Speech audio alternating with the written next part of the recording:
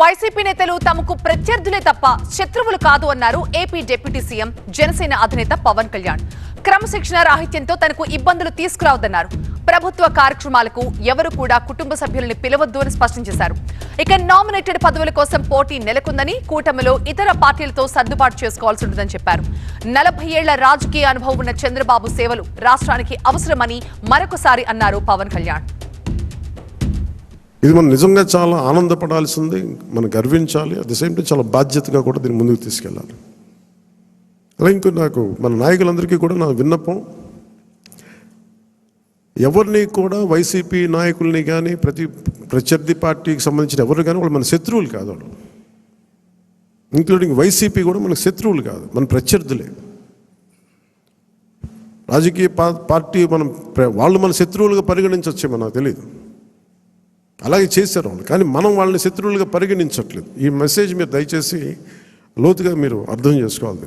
మెత్తగా ఉన్న నాయకుల మీద, ఏం మాట్లాడిన నాయకుల మీద మీరు వచ్చి మాట్లాడాలి కానీ తిట్టడాలు కానీ చేస్తే నాకు ఆ భయాలు లేవు. మీరు అది గుర్తుపెట్టుకోండి. వైసీపీ లాంటి ఒక గుండా పార్టీని ఎదుర్కొని వచ్చిన వాడిని మీరు నన్ను బెదిరించగలరా? మీరు ఆలోచించండి. కొంచెం లోతుగా మీరు అధ్యయనం చేయాలి దాన్ని.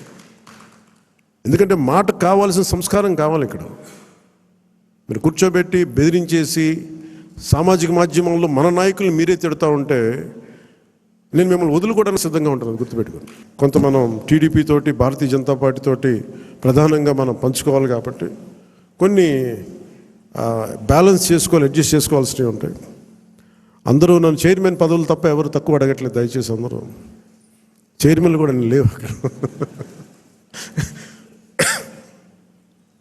TTD board member, TTD board chairman, అన్ని చైర్మన్లు అడుగుతూ ఉంటే నేను చంద్రబాబు గారి దగ్గర ఎలా తీసుకెళ్ళాలో తెలియట్లే.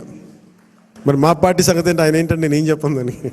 అందుకనే చంద్రబాబు గారి అనుభవం చాలా అవసరం రాష్ట్రానికి. నేను మొదటి నుంచి అదే చెప్తున్నాను, ఇప్పుడు అదే చెప్తున్నాను. ఎందుకంటే 4 దశాబ్దాల సుదీర్ఘ అనుభవం, పరిపాలన అనుభవం ఈ రాష్ట్రానికి చాలా కీలకం. సో అలాంటి పరిపాలనా దక్షత ఉన్న వ్యక్తికి నాతో సహా అందరం చేదోడు వాదోడుగా ఉండాలి. ఈ కూటమి ప్రజలకి సుస్థిరత ఇచ్చి ప్రజలు తమ స్వశక్తి మీద నిలబడే వరకు ఈ కూటమి మనస్ఫూర్తిగా ఉండాలని కోరుకుని దీన్ని ఈ సందర్భంగా మీ అందరికీ తెలియజేసుకుంటున్నాను.